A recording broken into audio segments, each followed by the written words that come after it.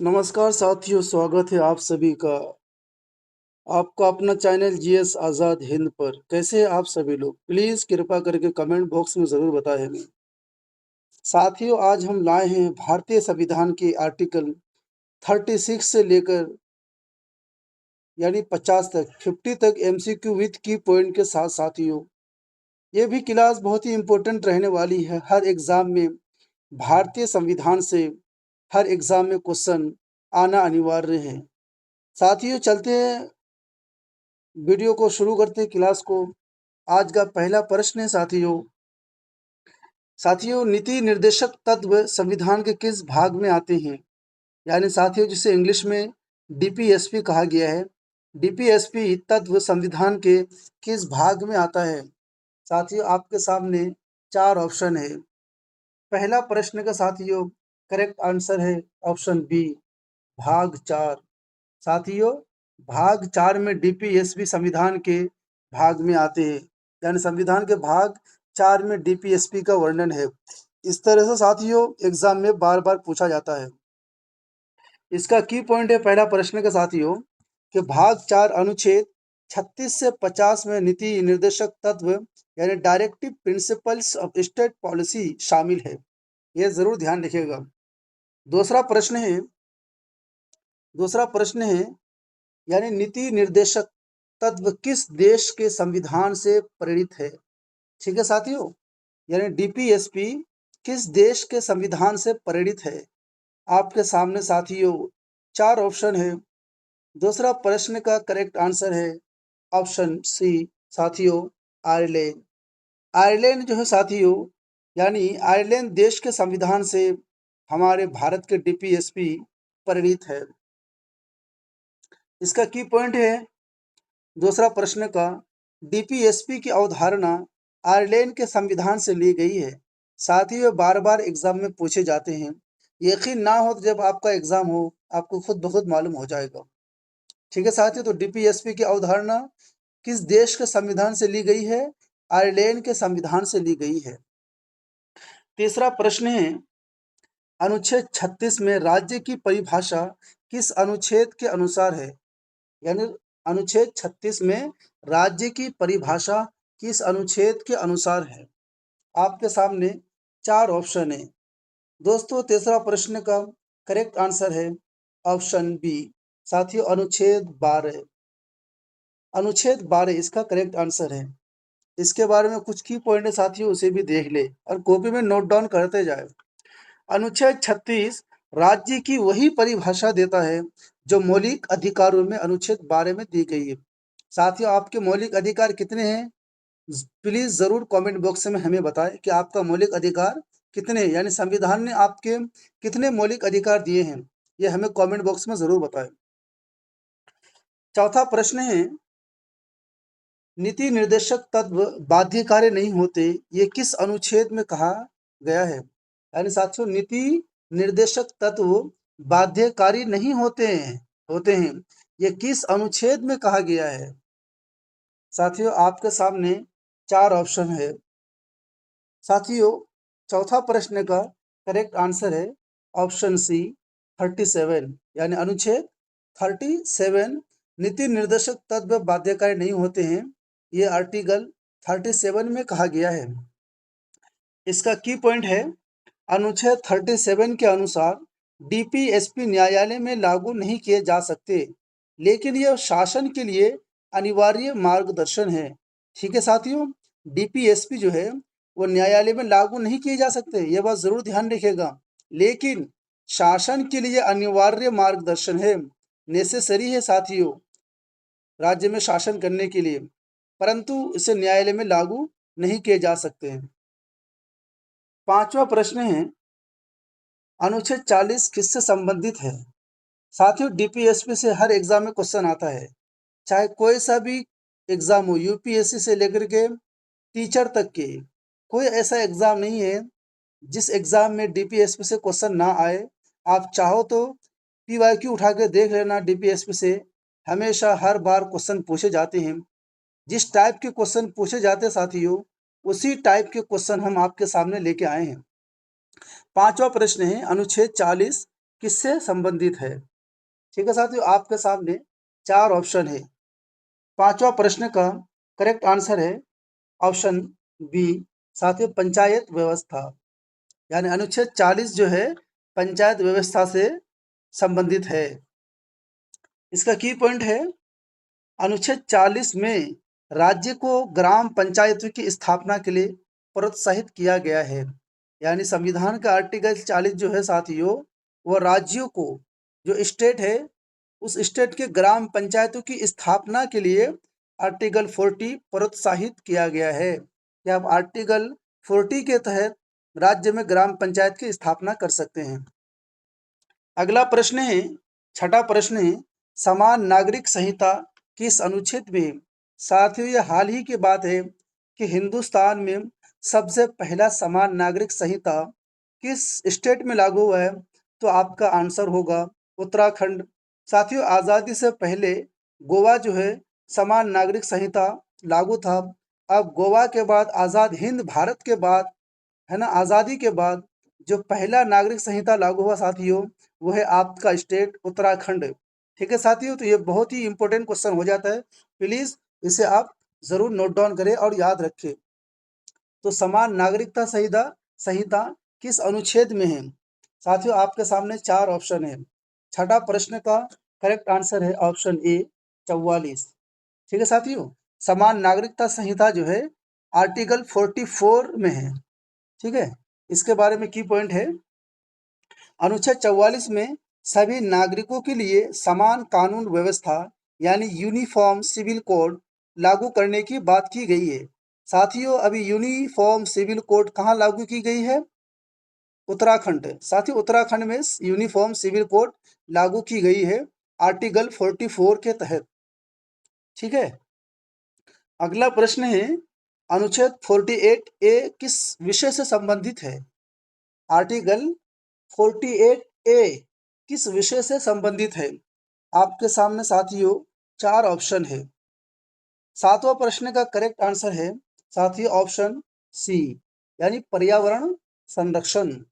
पर्यावरण संरक्षण किस आर्टिकल में है साथियों? तो आर्टिकल 84 ए, यानी 48 ए जो है पर्यावरण से संरक्षण, यानी पर्यावरण संरक्षण से संबंधित कौन से आर्टिकल है? तो यानी क्या कहते हैं 48 ए, यानी 48 ए जो है आर्टिकल, ये पर्यावरण संरक्षण के लिए कहा गया है कि आर्टिकल 40 यानी 48 ए के तहत आप पर्यावरण के संरक्षण कर सकते हैं। अगला प्रश्न है साथियों, इसका की पॉइंट है 7वां प्रश्न का, अनुच्छेद 48 ए 1976 में जोड़ा गया है। यानी क्या कहते हैं साथियों के आर्टिकल 48 ए कब जोड़ा गया है? ये भी ध्यान रखिएगा, 1976 में जोड़ा गया है, जिसका उद्देश्य था पर्यावरण और वन्य जीव का संरक्षण है करना। ठीक है साथियों, यानी पर्यावरण और वन्य जीव का संरक्षण करना, ये आर्टिकल 48 ए 1976 में से जोड़ा गया है। इसके तहत जो है पर्यावरण और वन्य जीव संरक्षण कर सकता है और कर रहा है। अगला प्रश्न है कि अनुच्छेद 39 ए में क्या निर्देश किया गया है?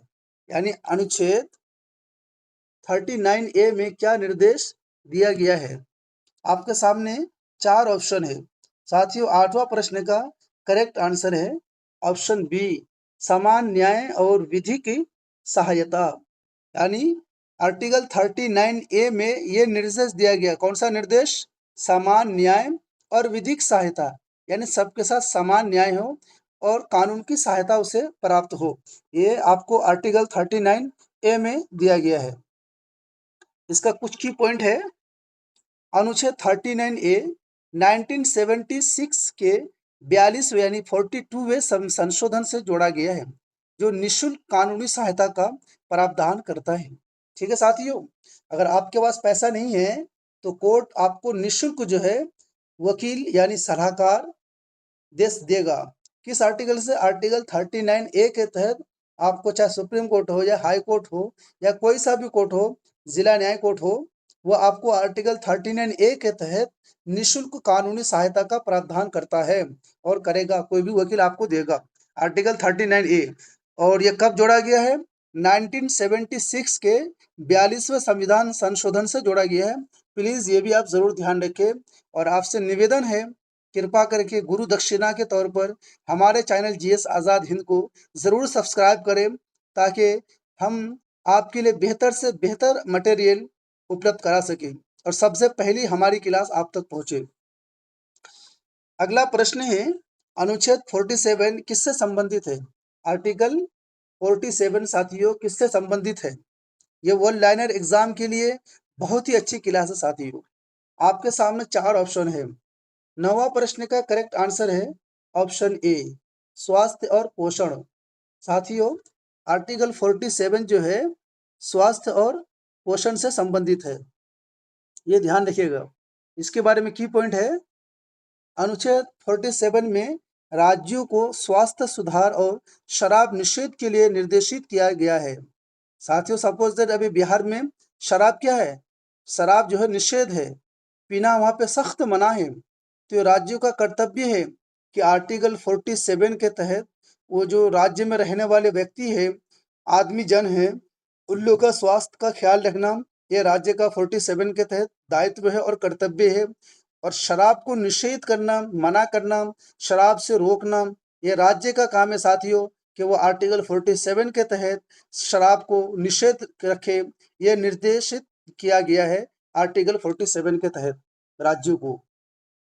अगला प्रश्न है साथियों 10वां, न्यायपालिका को कार्यपालिका से अलग करने का निर्देश किस अनुच्छेद में है? आपके सामने साथियों 4 ऑप्शन है।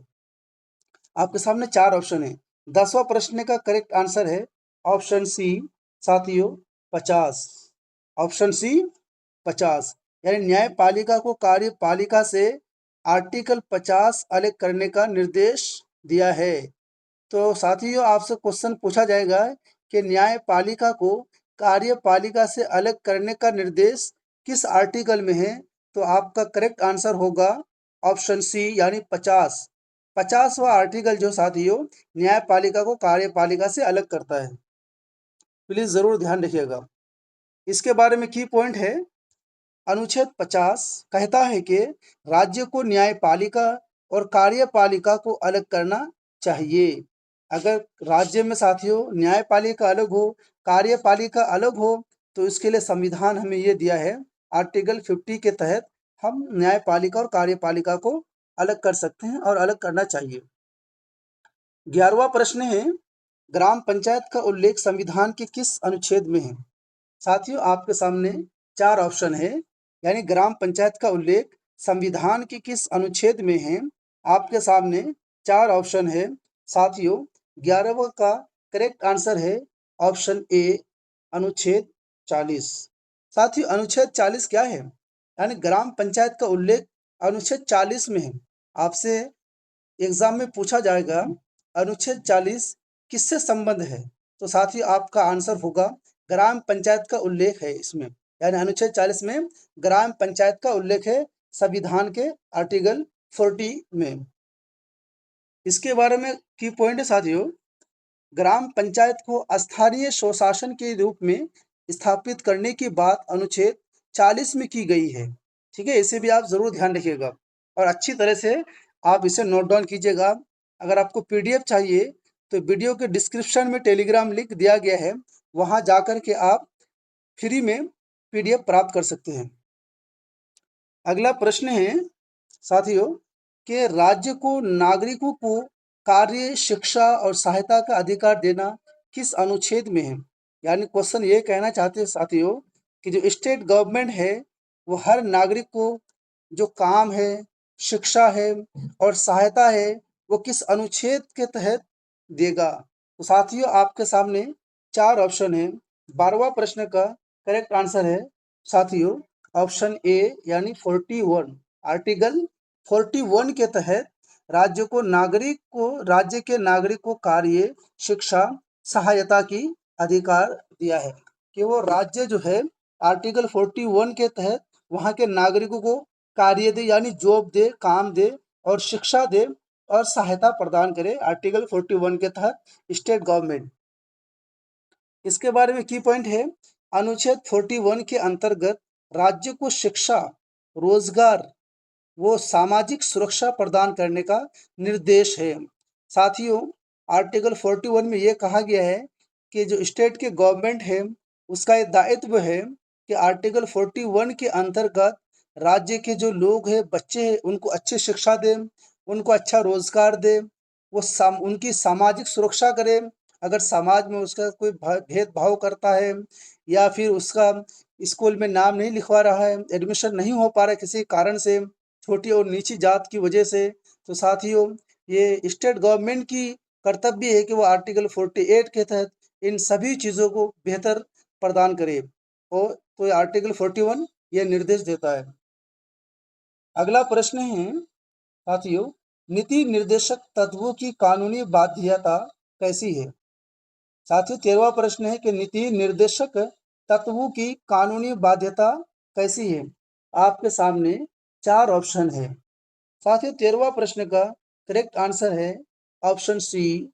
साथियों, गैर बाध्यकारी लेकिन नैतिक दृष्टि से जरूरी है।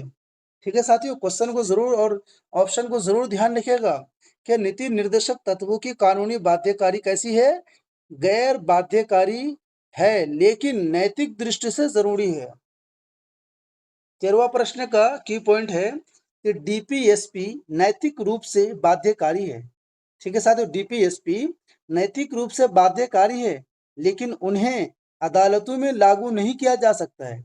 ठीक है, ये जरूर ध्यान रखिएगा कि डीपीएसपी जो है नैतिक रूप से बाध्यकारी तो है लेकिन उन्हें अदालतों में लागू नहीं किया जा सकता है। इस चीज को जरूर नोट डाउन कीजिएगा। 14वां प्रश्न है, अनुच्छेद 43A किस बात से संबंधित है?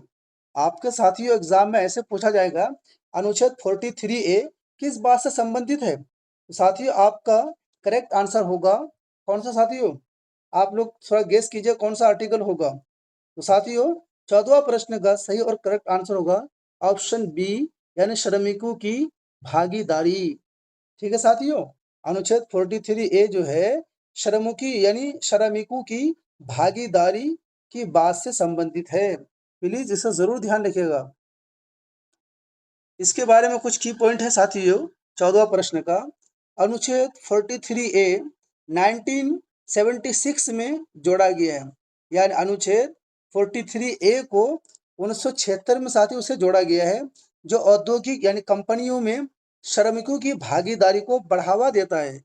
ठीक है साथियों, आर्टिकल 43A जो है, जो कारखाना है, फैक्ट्री है, बड़े बड़े कारखाने उद्योग है, उसमें श्रमिक यानी मजदूरों की भागीदारी को बढ़ावा देने के लिए आर्टिकल 43A 1976 में जोड़ा गया है।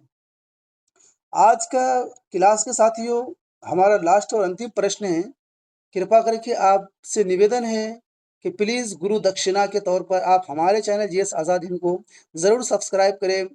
और अगर पीडीएफ को प्राप्त करना चाहते हैं आप, तो वीडियो के डिस्क्रिप्शन में टेलीग्राम लिंक है, वहाँ पर जाकर आप फ्री में पीडीएफ प्राप्त कर सकते हैं। साथियों 15वां प्रश्न है, संविधान के किस अनुच्छेद में राष्ट्रीय स्मारकों की सुरक्षा का उल्लेख है?